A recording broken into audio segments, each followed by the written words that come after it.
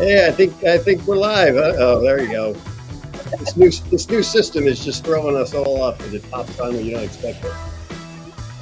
Anyway, if you hear that funky music and it's a Tuesday night at 8 p.m., it can only mean one thing, and that's time for Comic Book School Live, the latest and greatest show about the craft and business of making comics. Mike Fasolo, probably known best for being the accent aficionado on Comic Book School. I've also done some writing for a little TV show called Robot Chicken and picked up a couple of Emmys here and there. And with me tonight is Deanna DeStito, who I met back at the Wizard days. She is a journalist extraordinaire, managing editor of The Beat, and a writer of not only comics, but novels as well.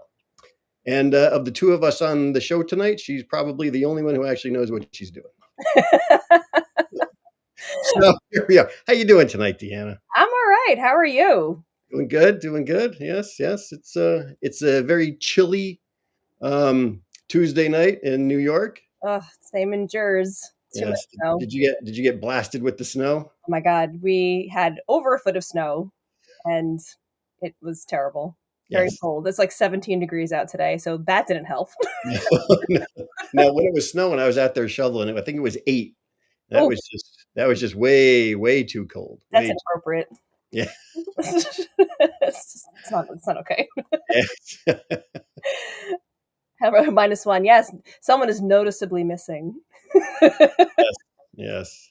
Yeah, Buddy couldn't join us tonight, but we'll do what we can. We'll try and just move on without him. Ooh, what do we got here? What do we got? Just watched 1936's Camille and wondered why there were no vampires or dragons in it, only to now realize Carmilla and Camille are two different words. They don't even rhyme. Come on, Matthew. It's like you're not even trying.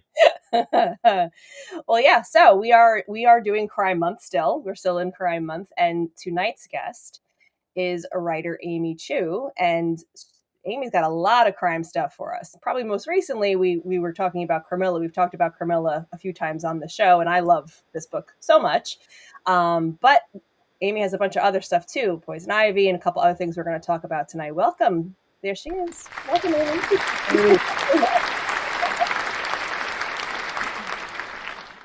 So, crime. Why do you like writing crime? What is it about crime that draws you? Why do I like writing crime? I actually I like writing almost anything except romance, to be honest. But growing up, I read a lot of crime. I was very into. Well, first of all, I was super nerdy, so all I did was read. So I think I read every single Agatha Christie, every Hercule Poirot, just really classic murder mystery type of stuff. So yeah, I think that just kind of seeped into my superhero writing. So a lot of genre mashup too, like whether it's like Poison Ivy is clearly a superhero book, but we've talked about before that the Batman universe could theoretically be a crime book too, even though Poison Ivy was straight up, I don't want to say ripping off Agatha Christie, but it was a little bit. And honestly, really, if you want to do series, if you're doing a mystery, that's how you get people through the whole series. So there's got to be what happens next and who done it. So that's the easy answer. It's not like I default to crime, but crime pays. I don't know. Crime does pay. So in the Ivy book, how did you approach that book with those two characters in particular? Oh, Ivy. Okay. How did I approach that book? Well, that's kind of a long. I'll try to be really somewhat concise. I did pitch really a murder mystery because to me that was the easiest way into a character like Poison Ivy. Is how do we relate to someone like Poison Ivy? Is that people think she's obviously a murderer and she's not. So that's kind of the whole premise that to me was the easiest way in, rather than I don't know, her kissing Batman to death or something, That seemed to be more substantive. And how did I approach, Harley? Let's talk about Harley. It was, Harley is great, but if they become like the duo, it really becomes Harley's show. So I kind of had to have them have a little argument. So Harley would sort of give Poison Ivy her space and then come back at the end. Spoiler. They're both pretty strong characters. Did you Oh, yeah. how do you distinguish their voices too in a story like this, especially? For that is easy. I mean, Harley's got a very distinctive voice. Okay. And Poison Ivy, the way, so this was also my first book, by the way. So that was 2016. Okay. And the way I interpreted Poison Ivy, to be honest, I felt like she was a little on the spectrum. She's a little Aspergy. She's super smart. She's kind of the antithesis of, you know, Harley in a lot of ways, but they're both PhDs. So let's just acknowledge that. So to me, it's just, let's just lean in on that. If that's happening, right? To me, the storyline just, it sort of came, it sort of rolled out pretty easily, in my opinion, right? Because she's in a lab. Something has to happen in the lab. Otherwise, it's really boring, you know? So yeah, I don't know. When you have to, especially characters so well known, and you want to make it a crime story, do you feel like you are stuck with these legacy characters and what the fans expect, or do you think you can kind of go a little bit in a different direction with them? Well, so Poison Ivy was a little easier, first of all. Remember, this is 2016. She has like something like 7 different origin stories. So she's well known, but it's a mess, you Mm. know? So I didn't really feel like I had to stick to anything. Wonder Woman is different, right? I mean, I actually started with a Wonder Woman short, and that's a lot more intimidating. You do want to stick with that. But when, Poison Ivy is a little bit easier. I could cherry pick and I would say, well, that makes sense or that doesn't make sense. Like what's true to her character, or at least what I feel. So I think it's less difficult than you think with that kind of stuff going on, right? There's certain well-known characters where, I mean, fandom knows. So they'll either agree or disagree, but they all know that let's get this straight, right? Mm. And so some of it is also understanding what do the fans really want, and then what do you feel is true to that character, which is ultimately is most important, right? I will say they did give me an opportunity to bring Batman in, and I'm like, again, it would have been nice to say I wrote Batman, but I don't think it was true to the story or the character. So I passed on that. Oh, Maybe okay. that's the smart thing to do, but it was the right thing to do for that storyline. It wasn't necessary, right? Yeah, a lot of stuff that's cool. And, fans are pretty quick to eviscerate, right? So, Let's see. We got a question from Philip Burnett. oh, Be honest, just how much did Uma Thurman's portrayal oh, influence the story? oh, that's interesting. I'll be honest, nothing. I really didn't even factor in Uma Thurman's performance, right? Let's there's comics and there's TV and there's film, and I think of the comics audience first, and I also think about, right, there's a certain campiness. That's like saying, Adam West Batman, right? What's your interpretation of Batman? Uma Thurman, as much as I like Uma, like I know her, no, right? That's not the story I feel like I need to tell. Yeah, yeah, and that was a very particular version of those characters too in that movie. I would Yeah, think yeah. that's a very campy perspective. Are the PhDs the reason they became insane? Oh, Possibly, because oh, I know a bunch cool. of PhDs, and don't It's forget, I did go to MIT. Okay, a lot of people are, kind of crazy. it's that borderline, like genius and madness, right? Yeah, yeah. So, what about Red Sonja? How do you? And again, very big, very popular character with Dynamite. How do you feel about playing in that sandbox with Red Sonja? Okay, so that I think that was a little harder. It's a little bit easier for me to channel Poison Ivy for a lot of reasons.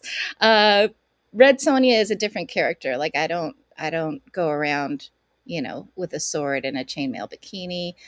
Poison Ivy, there's certain things I could relate. That whole not that I'm a scientist, by the way, but Red Sonja was a lot harder for me to figure out. But again, you can sort of get what she's about. The hardest part was the dialogue, because I think she's very talky in places that I would not be saying anything. So I did go back into, like, you know, she doesn't say as much as she might have in other runs, I suppose. Yeah, I mean, it's again, a lot of people have been in that have written Red Sonja, Yeah. and all a little bit different perspectives. How do you think yours fits in with her as a character overall? Well, so again, these are sandboxes where I'm trying to build off of what came before. I don't think it makes sense for me to destroy anything. That's kind of a weird concept. It's like, oh, let's make that character mine. It's not mine, right? If anything, it's the readers, it's yours, it's whoever owns it. I'm just trying to build it out, especially for newer audiences. So Poison Ivy, Red Sonja, you know,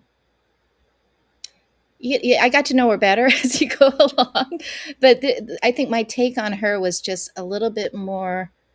You know what? Is more reactionary because if you even read that whole Conan business where he does the exact same thing, he ends up in modern day New York City, and right that I forgot when that was, in the 70s or something like that. He shows up and he becomes a pimp, and he basically like sleeps with a taxi driver. I'm just like that. I if So it was very easy once I read that. I'm like, Red Sonja would do none of that. None of that. She would just be super badass, and she would not talk about it all the time. So, right? Ultimately, to me, it's much easier that way. Is that a distinction between a male character and a female character? I would say Yeah. that it was simply just the way it was written and the times that it came out, that probably it was sort of funny that Conan did all that stuff, but that Red Sonja would just not do that, Yeah. You know what I'm Just waiting to see now? I'm waiting to see a Red Sonja Poison Ivy crossover. Oh, hey. Buddy cop kind of style. Yeah. I didn't know. Okay. I mean, we've seen some wild mashups, so I wouldn't. You never know. You never know what's going to happen. Whatever people want. Yeah. So now Carmilla, which I adore, and I actually read the novel too. So I know. So when I saw that you were doing this, I was extra excited because I was one of like 5 people that I think read the actual book. So how did you approach this? How did this come about, Carmilla? Oh, so it came about, you know how it came about is that Karen Berger reached out to me and say, hey, let's have lunch in San Diego. And I'm like, what? She wants to have lunch? What's going on? And so we had lunch. And of course, it turns out she's kind of like over salad, like, hey, do you have any ideas? I'm like, oh my God, she's asking me to pitch, right? Yeah. And that's exactly how it happened. The thing that I was thinking about, I had just read an article actually about Carmilla, and I just threw that out. I was like, "Hey, did you know?" Right? This is the thing. Did you know about Carmilla? And she was like, "No." And I'm like, "But you know about Dracula, right?" And of course, yeah. I'm like, Carmilla came before Dracula, and that would pretty much sold the whole thing, right? Yeah. The all the other stuff after that. Naturally, I tried to pitch her on 3 books, and she's like, "Nice try, just one." But then we ended up with 3 again, so I feel validated. But yeah, that's pretty much how it happened.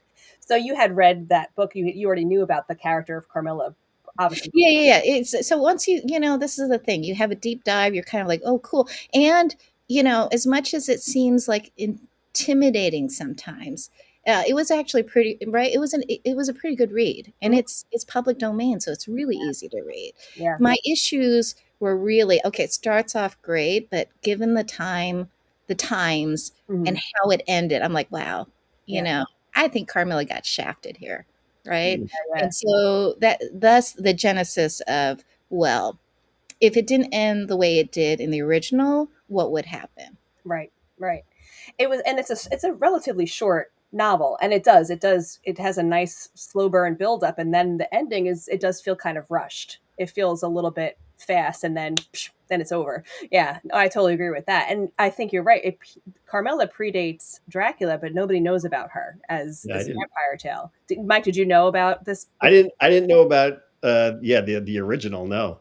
Yeah. No, hardcore Carmilla fans know, and they have a chip on their shoulder, rightly so. Yeah. So, shout out to all original Carmilla fans who have read the original and know exactly what I'm talking about. It's like, let's give her her due. Yeah. I mean, not in a heroic way, of course. But not to get too political or feminist about it, but I mean, clearly there's a political statement there that this female character was kind of pushed aside for the male counterpart that came out later, and now is such a huge in the vampire world. Everybody knows Dracula.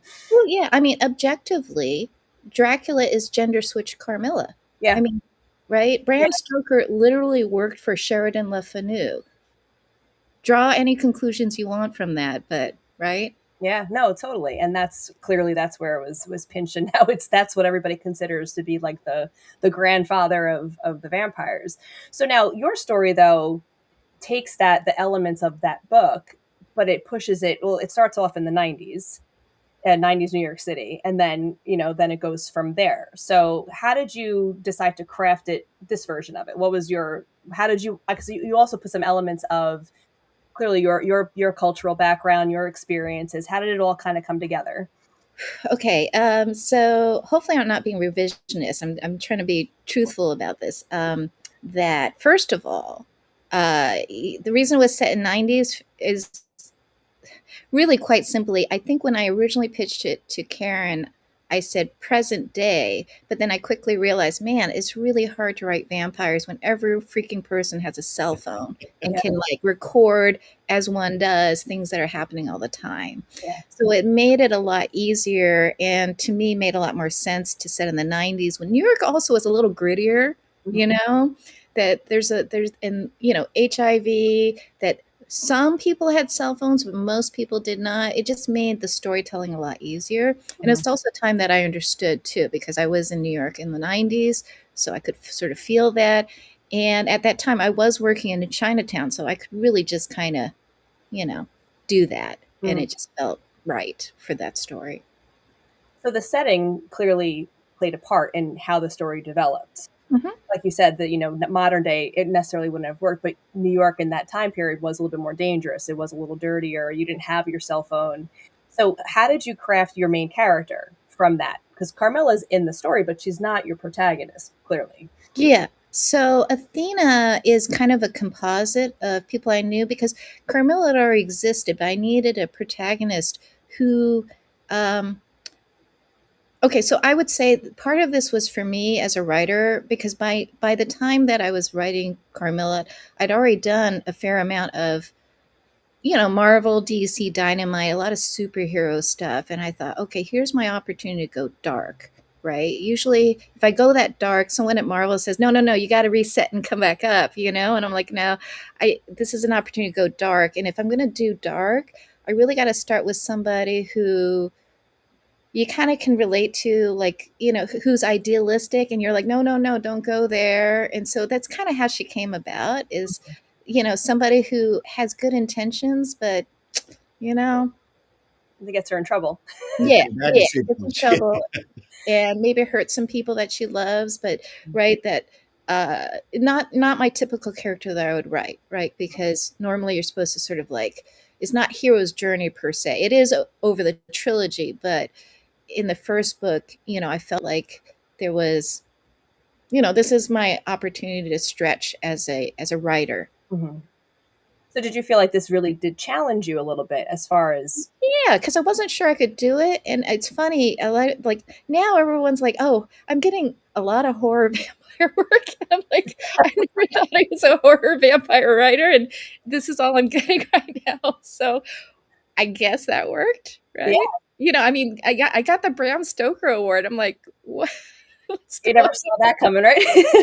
look this up, and I'm so sorry because I do think that this is the assumption. A lot of people think that you just write for one genre. Mhm. People are very quick to pigeonhole you, and so I don't want to say like, "Oopsie, I wrote a horror story." I mean, I deliberately wrote one, but I wasn't sure that I would be a good horror writer, which Mhm. is why you know when we got the award, I was at Des Moines Comic Con. I was just having ribs with the guys, and someone texted me to say, "Hey, you just won an award." I'm like, "What award?" And the guys thought I was so baller that I didn't care about this award. It's like, no, I was up against Junji Ito. I'm not going to win, and so I just promptly forgot about it. You know what I Right, mean? right. Yeah, yeah. It wasn't like this kind of chutzpah. I'm like, oh, I'm so good that I don't care. It's more like, I am never going to win this award, and I'm not going to fly myself across the country on my own dime when I have this perfectly good con to go with people I know, you And know? delicious food. Yeah, Yeah, yeah, it was good. quite good, actually. I mean, not as good as Kansas City, but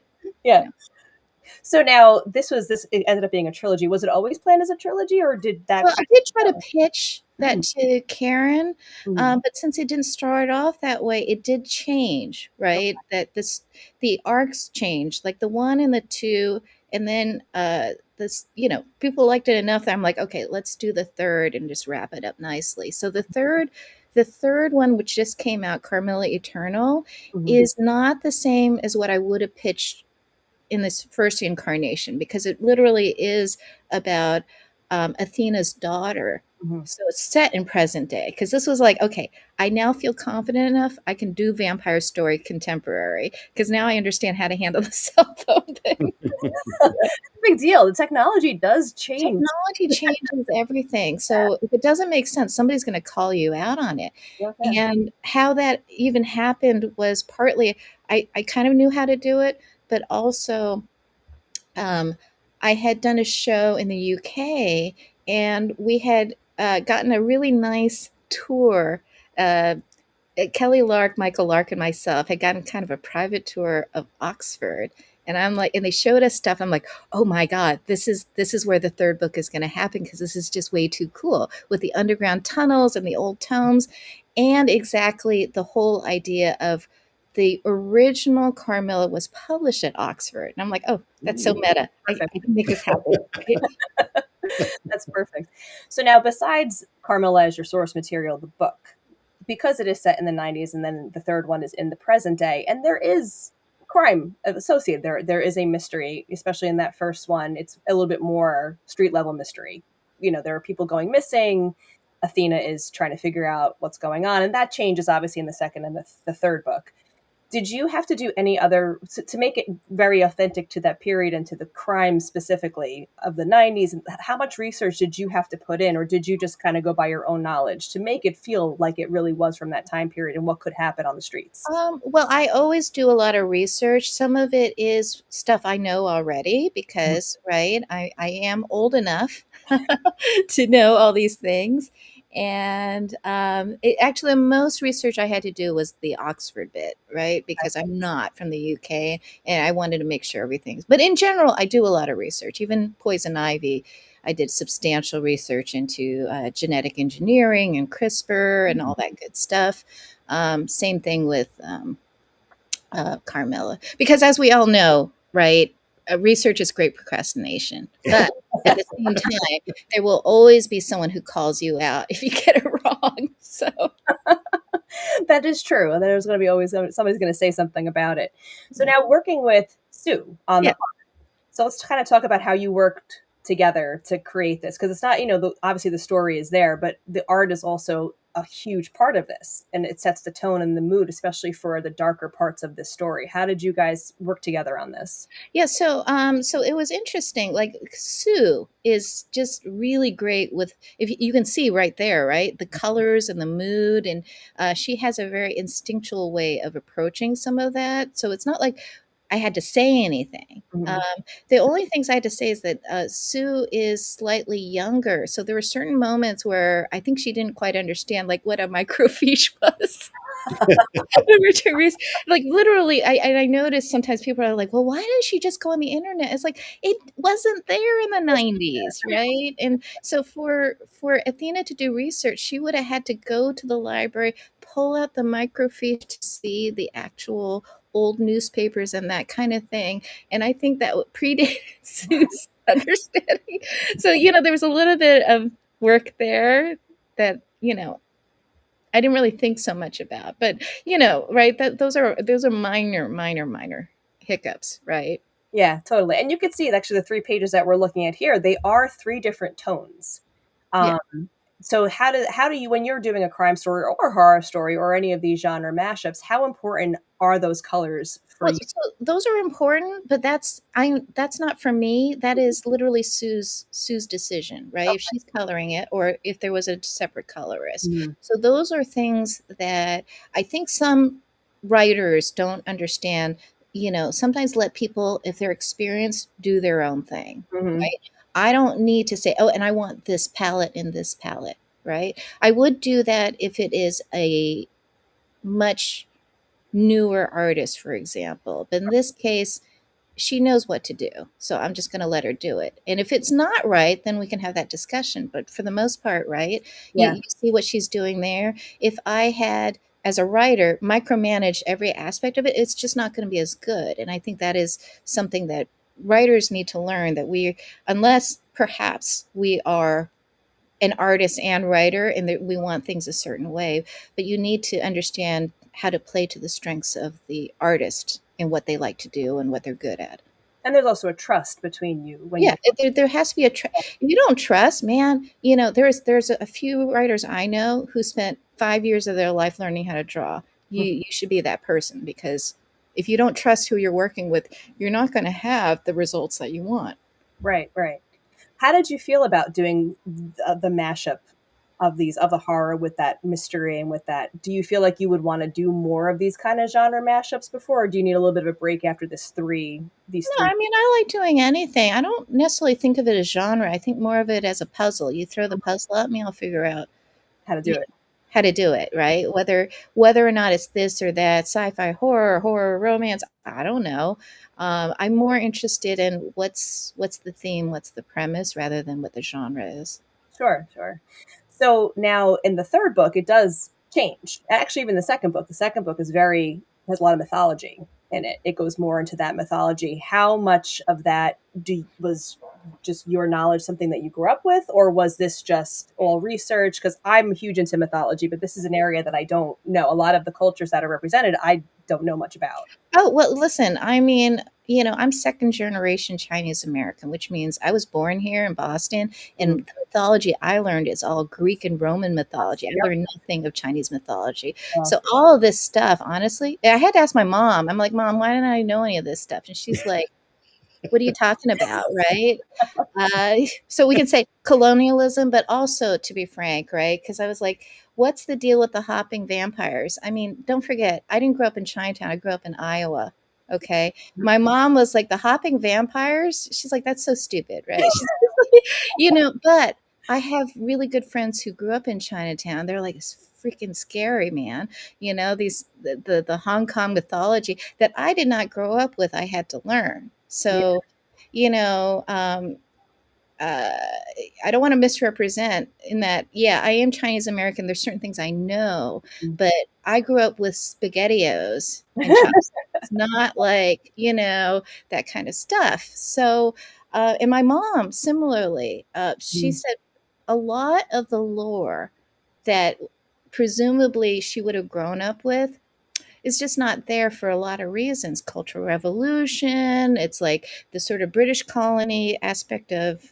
Hong Kong, that just wasn't a thing. So I had to sort of reverse engineer my own culture and understand what, so I had to learn everything really, you know. And it's funny because you're right. It always is pushed Greek and Roman Greek, and there's so many other mythologies that are so complicated and interesting that we aren't exposed to in this country, right? And you kind of lose some of that. Like there's in other countries, was it Yeah. Celtic is very rich. There's like a lot of different that is so part of the culture of these other countries, and we don't have that here.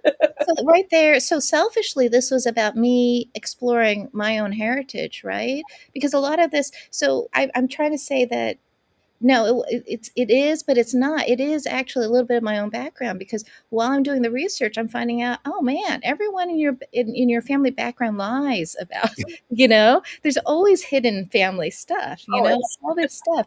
So like it is fictional, but some of it was like actually kind of like, oh, that happened in our family. Not that we're vampires or vampire hunters, but a lot of that history is actually real. So if you go through the history of Athena, all that stuff is real to a certain extent for somebody. It is fictionalized, but at the same time, while I was doing it, I was like, oh, wow, I'm learning a lot about my own family, right? Yeah, yeah. I like the one that the head detaches. I like that one was kind of Oh cool. yeah, that was new. That was freaking scary. I was like, yeah, Oh, that's got to I like go. that. That has to happen, We right? got a question from the audience. Oh, okay. Do you write an outline before getting to the Always. writing? If so, Always, always. yeah, I understand there's some people who are called pantsers who just kind of do it. that's Uh, me. yeah, no, I highly advocate. I think pantsers, they say they pants, but they have something going on in the background. I think you're right that Larry Hama, I just did a show with him. He says the same thing, but man, he's been writing G.I. Joe for a long time. So there is an instinctual ability to do that. And that's why I tell newer writers really endeavor to outline first. Otherwise, you lose your way. So I would say the experienced hikers who kind of know how to get to where they're going sort of know that. But if you're a new person, bring a map, figure out your outline, kind of know where you're going before you go there. You can change, but have a little bit of a plan before. That's my general advice. It's good advice. Yeah. Somebody said do desserts first. That was somebody told me once. Eat your dessert first, meaning know where you're going to go, know where your story's. Yeah. I would say if you can figure out your ending first, that's going to help you a lot. Sure. Because if you lose your way and you end abruptly, you end too fast, you end in a way that, right? Like the original Carmilla is like, oh, that doesn't feel right. People remember the ending more than anything else, Yeah. I think. Everyone's got this great opening. It's like when I teach, I gotta end early so I can teach tomorrow. I tell people, I understand. I'm not trying to say that, your grand opening is great, but figure out your ending. I care less about your beginning because I know your beginning will be great. Mm. But if you haven't figured out your ending, where are you headed? Yeah, well, so then you can't, especially with a story like a mystery, you kind of have to know where you're going, because how do you put in those tidbits and foreshadowing? Like you have to kind of plot that For a out. murder mystery, yeah. Poison Ivy, it's like, okay, you gotta like leave the little breadcrumbs, So if you don't know where you're going or how to do that, it's not going to be as effective. Mm-hmm. Oh, we got another question. Yeah, here we go. Has Amy considered bringing Dracula into future stories? It could be fun having him claim to be the first vampire. Vampire battle. So yeah, I mean, I don't mind writing Dracula. But that'd be a different story. I did say that Carmilla is just gonna be a true. I don't want to like keep it going on and on and on. But sorry, I'm like drinking as we go along because it's been like a day. So, by the way, if you're one of my students and you give me gifts like this, I do really appreciate it. But Dracula would be a whole different thing. But it kind of depends. We can do serious Dracula. We can do campy Dracula. To me, everything is an exercise, right? And it kind of depends. If it's is it Fantagraphics asking me to do Dracula, or is it Dynamite asking me to? It's a different Dracula, Yeah, and that's actually a really good point. You have to know your audience, right? You have to know who you're writing for, because that could change the vibe of your story. What Dark Horse wants you to do versus what Dynamite wants you to do. Yeah, or what I want to do. I mean, I hadn't really thought about, right, because Dracula's public domain now, but that's not a story I feel right now. I have other stories that are sort of percolating, but now that you mentioned it, I'm like, oh, maybe I should do it. So now you said you wrapped up Carmela. This is it. If you were to given the opportunity to do another story for this in this universe, would you do it, or do you feel like once you finish a story like this, you're kind of tapped on it? Well, I think you kind of have to know when to end. It's kind of like when you know that you need to leave the party and let the host go to bed. You should kind of know, but that doesn't mean that there isn't more story there. Mm-hmm. But if it's there, maybe it's a prequel, maybe it's something else, but not the current arc. I don't see any reason to continue it. Mm-hmm. Because the way that you've built up Carmilla in the story, she doesn't go away. She keeps going and she keeps reincarnating. So technically, Yeah. you have a whole. I think it would be disservice to Carmilla to just end it like in the original. So that's part of it, right? Yeah, totally. Let's see. What was this one? We have a question over here. Do you see this one, Mike? Let's see. Lilith shows up and they tell Vlad it's time for the children to go to bed or coffin. Just throw all of the vampires and demons all in there. Again, that's a particular publisher that would do that. Right. I mean, I think there's more room to explore because there's so many, right? The whole thing about vampires is like they are pretty Eurocentric, and there's a whole world of really scary supernatural stuff globally that Mhm. we can explore that hasn't been explored. So, right. So maybe there's something there. I don't know, you know. So if we have another one. Hindi and Indian mythology is really cool too. Yeah, there are so many different Oh mythologies yeah. that are so much more interesting than Greek and Greek and Roman. Yeah. And I would encourage people if they feel it, they should explore it, right? There's a lot of great stuff out there.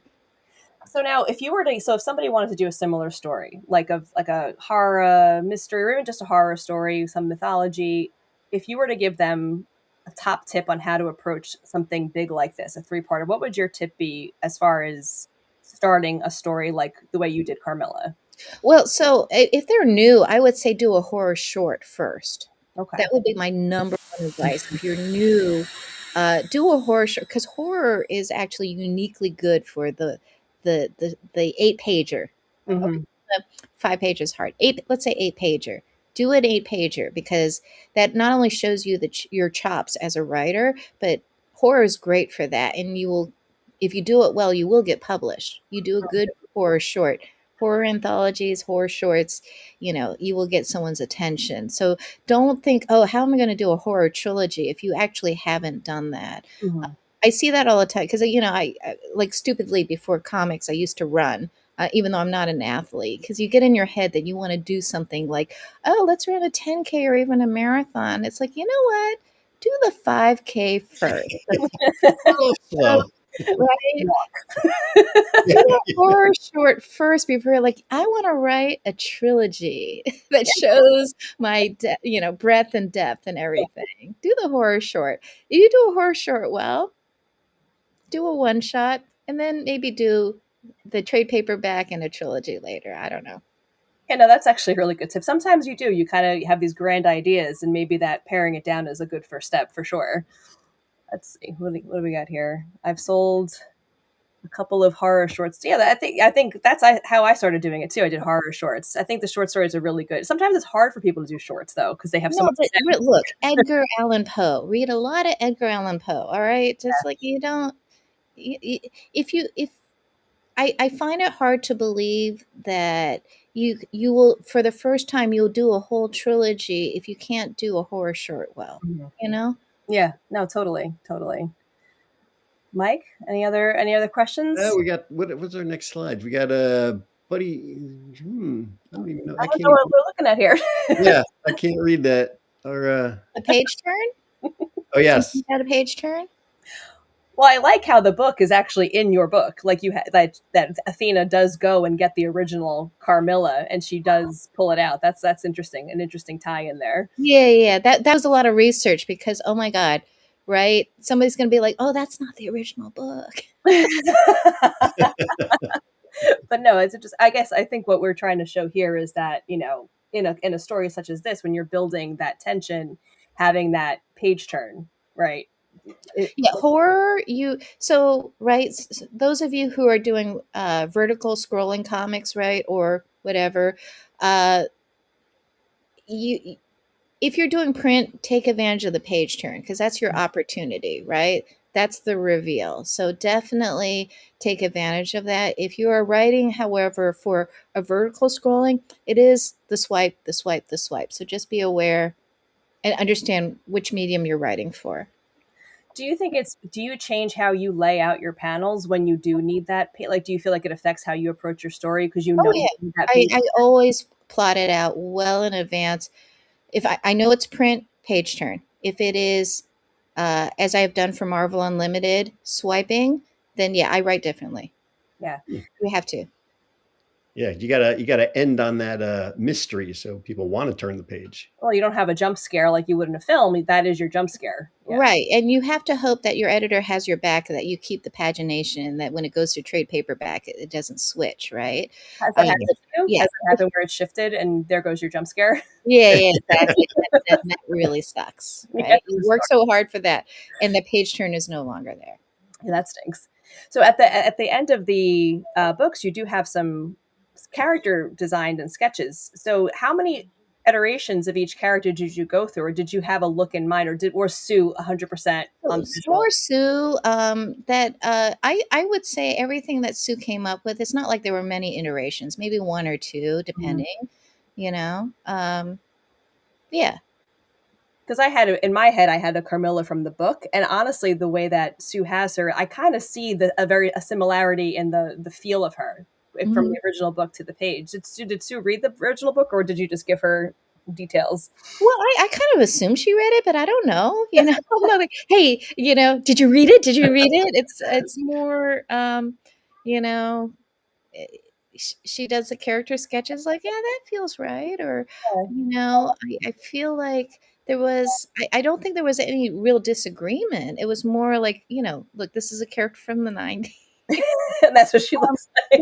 But the main thing I think where she was not sure about, because I was trying to say she should sort of, we should question, she's an addict in a Mhm. lot of ways. So I wanted to make sure she didn't look plump and well fed. Do you know what I mean? Yeah, And so, but I also didn't want to.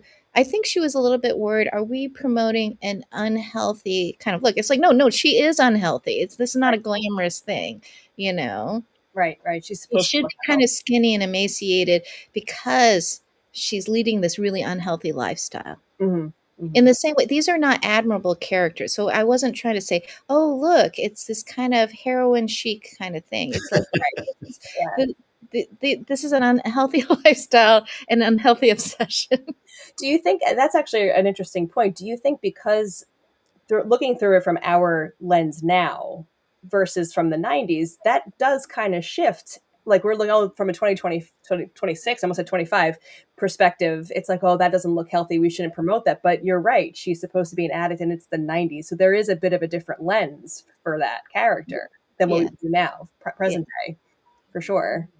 Very cool. So now it looks like Oh, we got for the one piece yes, of advice. Yes, that's where up to. So yes. now, go ahead, Mike. Set us up for this one. Amy, we always ask our guests just one piece of advice that they can give to our audience. So we'll get you situated around here. Oh, And I'm not okay. going to be able to do the things at the slide. Okay, so I'm going to violate this a little bit because I actually have three quickie pieces of advice here. Advice I wish I got, especially earlier, is first of all, this is a really rough business. You should take care of your body. All right.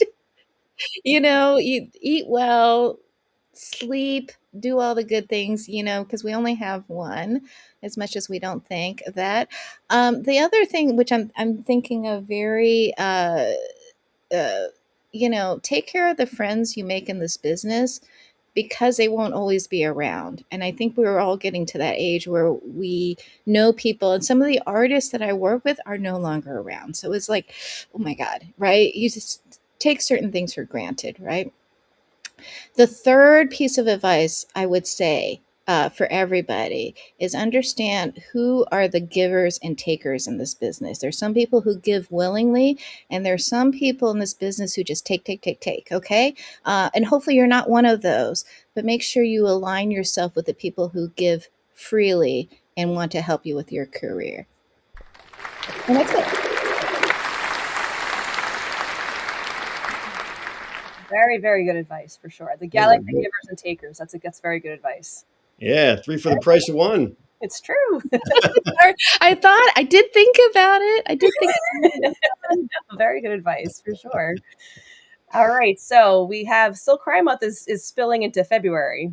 It looks like Yes. we still have a couple more weeks. I believe next week we have Alex. All right, Alex Segura on. He's going to talk about his crime books, and then was it Brian? I love Alex. He's great. Yes, and he's crime noir, very big, and he's doing It's things. all crime. He knows what he wants to do. Yep. And then we have Brian Haberlin, who's going to talk about colors, which we talked about a little bit before, the colors and the atmosphere of for crime and crime noir. And Mike, did you leave anything for Amy in the green room? Yes. In the green room, we have some Skittles popped, and of course the whiskey that we left you in Tap the. into that right away. All right. Yes. See. I have to try these Skittle Pop. I have never Yeah, heard. I've Well, heard that not they're if the you're best. pre-diabetic. Don't do it. So are they crunchy? Like I'm still not sure if the texture of these. It's It's kind of like crunchy foam. Oh, like Clear foamy kind of stuff. sugar. Interesting. Yeah. Interesting. Very nice. Well, thank you. So I know you have to catch a train because you have Yes. to go teach. I But do. I do have one more thing though, for like, people. I'm going to make a quick plug because although I teach at School of Visual Arts, which I'm running to tomorrow, I am doing an online course for the Kubert School, which is very near and dear my heart. So those of you who are writers, I think they're closing rich. I shouldn't do this because the more people who sign up for the class, the more work I have to do. But it is out there. If you want to sign up, it's like 6 1.5 hour sessions, and yeah, that's there for you. Virtual. That's why I need to plug it because I suspect some of you out there are like, oh, maybe I should write comics. I'm like, this is your opportunity. Get it out of your system. That's my other fourth piece of advice. Just get it out of your system. Then you know if you want to do it or not. So that's actually very good advice. Excellent. Yes. Thank you so much. We don't want to hold you up getting to your train, but thank you so right. much. We appreciate you coming on and sharing all of your a lot of great advice. Thank you so much. Oh no, thank you for the opportunity. I'm so glad that you could help me procrastinate on my scripts here. I will do them tomorrow now, I guess. Yeah, and anytime you have anything else to plug, just let us know and we'll bring you back on to get that out there. And if you need tips for procrastinating, Mike is wonderful. Oof, yes. Oh, yeah. I'd like that. I like that. And being procrastinator. All right. Thank you so much, Amy. It was nice to hang out with you guys. Thank Bye. you. Thanks, Bye. Amy. All right, Mike. What else we got? Do we have any let's see, do we have Plugs? any what's coming up? Well, we already gave our what's coming up stuff. What's coming up? We got Alex, and then we got Brian coming up in February. So we're going deep into February for Crime Month. Because crime pays. Crime does pay. Crime pays. How's your Substack? It's moving along. Yeah. It's there. It's there. Are you keeping up? Are you keeping up with your work? I'm keeping up with it. I got I'm up to entry 22 now. Nice. It's moving. Yeah, I will say that. It keeps coming out, and we'll just have to see where it goes. Excellent. Yeah, what do you got going on? Well, the usual beat business, of course. All the stuff now we're out of that Christmas, New Year's lull, and now all the new books for springtime where a lot of solicits are coming out. So we're busy over at the beat. I'm prepping to table at some shows. So I'm trying to get some new books on the table. I always like to have something new to sell. Are you going to leave the house? I am going to leave the house at least twice. Wow. Nice.